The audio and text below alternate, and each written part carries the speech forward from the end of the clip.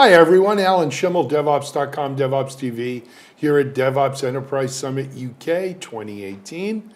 Our guest today is a friend of ours. You've probably seen him on other video interviews we've done, or perhaps a podcast. It's none other than Mirco Hering, a DevOps author, DevOps leader at Accenture for the AP region, and just all around kind of DevOps expert, if you will. Mirco, welcome. Thank you very much, Alan. Shake your head. Don't be shy.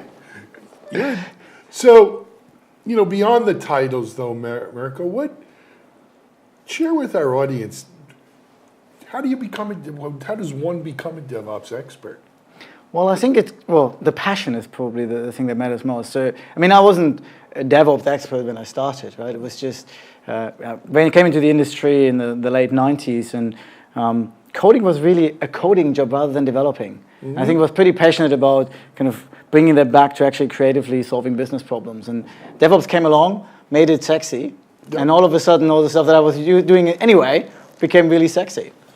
And then keeping an open mind and talking to people like yourself and being part of the community is, I think, the best way of doing that. I agree. So, Mirco, I wanted to, for our subject for today, I wanted to focus in on DevOps leadership. Yeah. So this has been a topic, over the 4+ years I've been doing, 4.5 years at DevOps.com.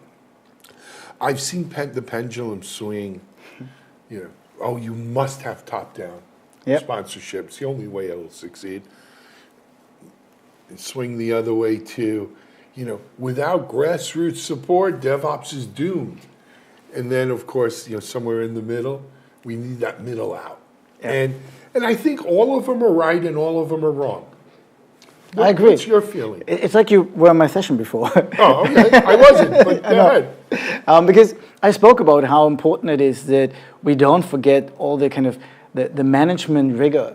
Because we've gotten sometimes a little bit too technology focused, too focused on, if we just get the continuous delivery pipeline right, the problems will be solved. Mm-hmm. And we then went very much to the individual, but we forgot all those managers and all the management practices that have to still be there and have to make sure that all the things in an organization come together. Agreed. I'm often amazed at how, give a developer, or not just a developer, give an IT person a good new tool, and they think they can cure the world. Yes. Right? And or give an IT leader a project and a budget, and off. And they will spend it all. And they will spend every penny and then some. Yeah. But, but there's so much, especially at enterprise scale, right? It's one thing when you're a startup, Mirco, and it's a single-threaded project, if you will. You have a set budget. But when you're talking about at enterprise scale, it really just doesn't work like that. And there's so many parties, so many opinions, and it's never that the one tool will solve it. What I find very interesting when you look at organizations that have leadership change, and all of a sudden they bring a new vendor in, right? Because the Microsoft that we use is not good enough. Now we bring IBM in, and then we bring HP in, as if that would make a difference. Yeah, it's really weird, but that's still ingrained in the business. And in my talk, what I said is, and that was okay a while ago when you had 3 to 5 years to change from an SAP shop to an Oracle shop, but you don't have that anymore. No. You don't. And today's when we were coming up, Mirco, no one ever got fired for hiring IBM, right? That was the mantra. Yes. I used to work for IBM, so I was very happy. Yeah, those were good times for IBM. But, in today's world, maybe the focus has shifted. Do you use AWS or Azure or Google Cloud?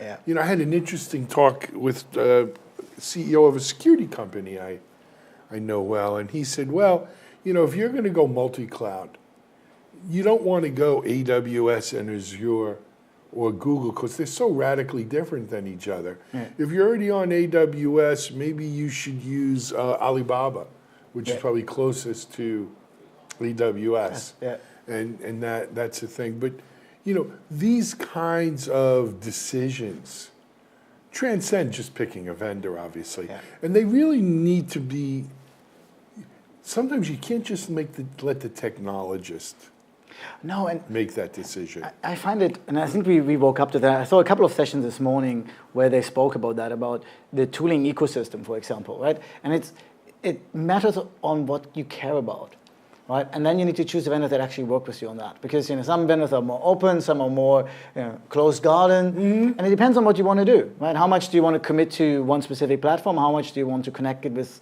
other things? How much do you care about the data that you can take out and drive analytics from?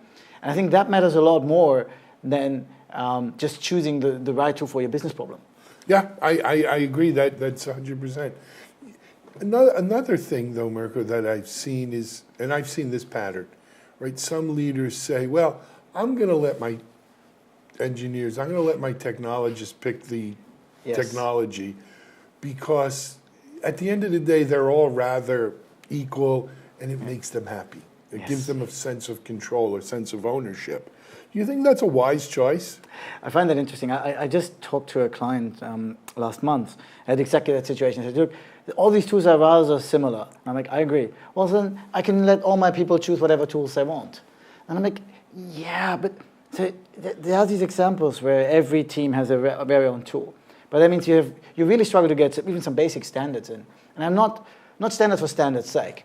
But if you are relying on Jenkins to do your deployments into production, and you delete your Jenkins server, and you don't have the standard backup and so forth, you're screwed. Yeah, you got trouble. Right? And if you're too decentralized, that's what happens, right? It's a server under the desk where everyone has installed what they needed to. Yeah. Or quickly, the credit card down and spin something out on AWS, and you have no control over it. And it's too critical nowadays for that. So as a leader of DevOps enabled teams and so forth, where's the balance, right? You want to empower your people. Yeah. We were talking earlier, I think it was the Barclays folks, John Smart. Yeah. And he was talking about, look, you set your goal, you show the people the path, you enable them, empower them, and let them go do it. Get out of the way. And while that sounds great, to me, it sounds almost like communism. Communism sounds great, too. On paper, perfect. On paper, it's a beautiful system. Yeah. The devil, of course, is in the details and human nature. Yeah. And so how do where's the balance? How do you navigate that? I find Barclays interesting because I saw the talk from Barclays a couple of years ago in San Francisco. And I was sitting in there, I'm like, this is completely different to everything else I've seen here. Right? Because it's like, we just define where we want to go, and then everyone will find their way. And I'm not close enough to know how the story went. But I find that teams are struggling with that. I find there's a little bit more guidance required. And what is tricky is, and this is tricky for management, especially if you have been a manager from pre-DevOps days, right, is to find the right balance. Where it's like, okay, we have some standards, we have certain things that we want to control, but then there's a lot of other things that we free up. And you want to establish that collaboration. So I believe in the common tooling, but I also believe in constant experimentation because there's so many new tools coming out. Xavier Labs announced this morning there are 52 new tools in their periodic system. Right? So we do need to allow teams to do something different. But if you have 100 teams, perhaps not 100 teams doing something different. 10 teams go off and try something new. And if it's better, then we roll that back into the enterprise. Right. You can't have a multiverse, right? Yeah. We have an infinite amount of teams doing it. It just doesn't. It does really your head in. make sense. And it's really hard to deal with variables. Right? Mm-hmm. It's like every one of these tools adds another variable to what happens when you in your organization, and it's as humans we're not that good with that many variables. No, I think it just introduces complexity into the system unnecessarily. And if we were thinking as managers and we had our control desk here with dials that we set, right? Just how many dials do we want and how many settings do we need on a dial? Yeah. It comes to the point where, like most software, 80% of the features are never used. Exactly. Right? It's the core 20% that everyone uses, and it's been like that with so many different software programs I've used over the years. So the other aspect to it goes beyond tools, and that's the people. Yeah. Right? Back to the communist example, I had a political science teacher back in my university days who said that communism would be perfect in a society of atheistic saints. Yes. Right? And because people would do the right thing because they're saints and so forth. It's the same thing, I think, with our DevOps teams and value and all of that.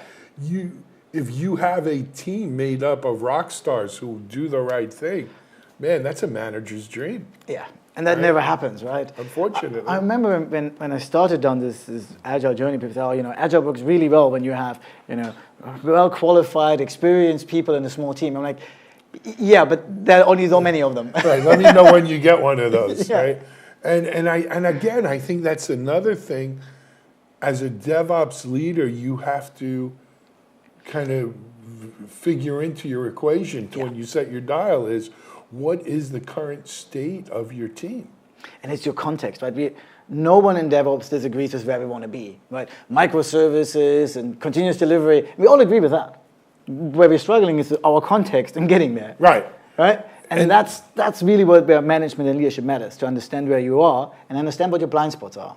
Because what I love doing in my job is when we talk to clients and I spend a couple of time with them, and then I say, well, here's what your organizational culture is, right? You're a happy past culture. You're still having a lot of blame-based conversations in your retrospectives, and they don't see that. No. Right? And that's, as leader, if you can open yourself up to that vulnerability, that other people tell you something and you're like, oh yeah, like this is what we need to work on, that's crucial. And I mean, I think, look, I think this transcends DevOps, right?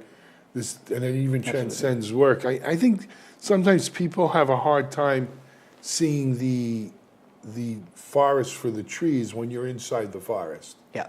Right? And so sometimes you do need that outside looking in, view.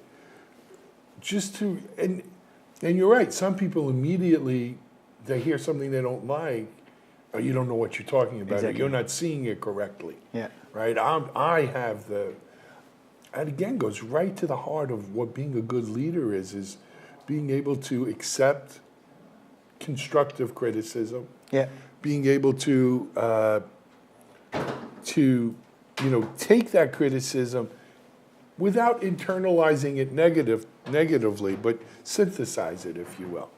And someone, I can't remember which conference that was, but someone said, in any problem you have in your organization, whether it's an incident or whether it's negative feedback, is an opportunity to learn. If you take it that way, then you're on the right path. If you take it as criticism and try to defend against it, and get defensive, I don't think, right, you just lose it. and it's a hard lesson. When I was a junior engineer, man, was I cocky. I got to be honest with you, it's a hard lesson for me even. Yeah, we don't necessarily develop software per se, but I manage a team and I manage a company, several companies, and I often find myself, my initial reaction to criticism is to jump back at them and say, but you don't get it, you don't know. Yeah. And sometimes I say, wait a second, they don't have to get it, but this is, I learned this lesson from my wife, 28 years of marriage. Don't tell me how I feel.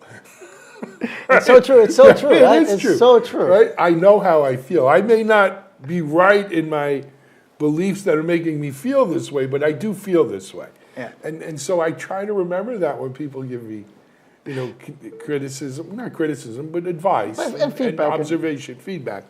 And I say, this is what they're seeing. And whether it's right or wrong, it's what they're seeing. They're not lying to you about it. And to your example earlier, right, it's that kind of finding that balance right.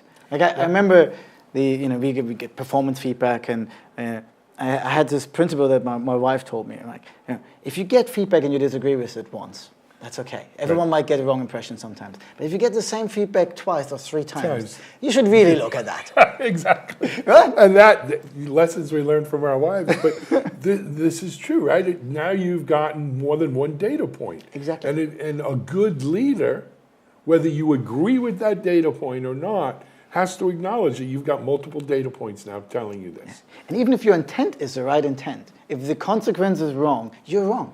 Yeah. Right? And I listen to a podcast, and what they always say is like, if it's stupid and it works, it's not stupid. Right. And this is kind of the flip side of that, right? Right. If you're well-intentioned but it doesn't work, it doesn't work.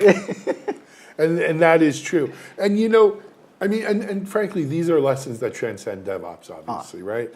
But they're especially important when we talk about DevOps leadership. So, Mirco, a very common question I get still when I speak to C-level or VP directors at larger companies is, we want to do DevOps. People on my team want to do DevOps. Most people do. But we don't, I as a leader don't know how to get it started. Yeah. Right? How do we go about doing this? It's not just setting up a Jenkins server. It's not, yeah, exactly. It's not installing a tool. Right. This is something you do without giving away your secret sauce. The secret sauce. I've written it in the book anyway. Right. And we should mention that Mirco's book, right, is available through IT Revolution. And what's interesting, your book is really a collection of the blogs you've done over the years as well. But that all being said, I really like what I heard this morning about the dojo. I think that's a really I love that. Powerful way of getting that done, especially if you have experienced coaches. Mm-hmm. And I think one thing that I've learned over the years is that there's different types of help that you can get. Coaching is one of the most powerful ones, but it comes down to, are you willing to get into that? Because as a person, you need to be open to coaching. On the flip side of that is this consulting where people tell you what to do, which is very different. I think you need a mix of both, because I think you need good coaching that allows you to grow and to find your blind spots. And then there's consultants where I can tell you what comes around the corner, right? I've done SAP DevOpsy stuff for years now, and I can tell you, here's the challenges that you get into. Right. And I mean, what I try to do with my book and with my talks always is, I'm a relatively negative speaker because I share all the things that don't work. Because everyone can tell you about the good stories. Right. But what you really pay people for, you call it idiot tax. I remember that from our previous conversation. Saving the idiot tax. It's like, I've made these mistakes, learn from them. You don't have to make them yourself. And to me, that's what people pay for. Yeah, that's exactly what it is. I guess there are some people who will pay to get a pat on the back, right? To tell, oh, you're doing a great job. Here are the findings, just sign here. Just sign here. And I guess there'll always be those kinds. But really, it's how do I save a good leader says, how do I save the idiot tax? Yeah. How do I get it done quicker, better, cheaper, learning from someone else's experiences? Yeah, and being able to see beyond the smoke, right? Because there's so many of these conversations, oh, that's because we don't use Jenkins and not Bamboo, or that's because we haven't got Docker yet. Like, that's exactly it. I mean, yeah, we've heard that too. And look, to be fair, it goes to DevOps itself. How many leaders have said, hey, I heard this DevOps thing's great, how do I do it? Yeah. Without truly understanding why would you want to do DevOps? It's great. What is it great for you? I mean, And we have done, I love DevOps and I hate DevOps, right? Yeah. Because I love it because it made it sexy and people wanted to talk about it. But I hate it because then people talk like, oh, we just need to do this dev. We just need to bring dev and ops together. We just put them in a team. And to me first of all, that's so simplistic, right? But it also leads to what I think I saw last year at San Francisco, which is a lot of people saying, I didn't get the results I was expecting out of my DevOps experiments. I did a 3-week diet and I haven't lost 10 kilos. Right. My scale must be broke, obviously. Yeah. It's that same thing. You get out of it what you put into it. Yeah. And so no one said it was easy. No one promised you a rose garden here. You've got to work at it. It's a continuous journey, and if people appreciate that and understand that it's about the progress, then we are getting somewhere. I agree. I want to be DevOps, and I've seen so many reorgs where people just want to reorganize. And no one has ever reorganized themselves out of a problem. Right? It's just one element in a multitude of things, but just reorg or just installing a tool. I agree. Anyway, Mirco, we're about out of time. We've done our 20 minutes here. First of all, congratulations again on the book. Thank you very much. Available at IT Revolution. Or it's available on Amazon and Book Depository. Yes. And the name of the book? DevOps for the Modern Enterprise. That's right. And, congratulations on continued success as a speaker here and in everything you're doing with Accenture. We'll speak to you soon. It's been an absolute pleasure, Alan. Always a pleasure to see you, Mirco. Thank you. Okay, Mirco Hering, DevOps leader from Accenture, as well as DevOps author here at DevOps Enterprise Summit UK 2018. This is Alan Schimmel for DevOps.com and DevOps TV. Have a great day.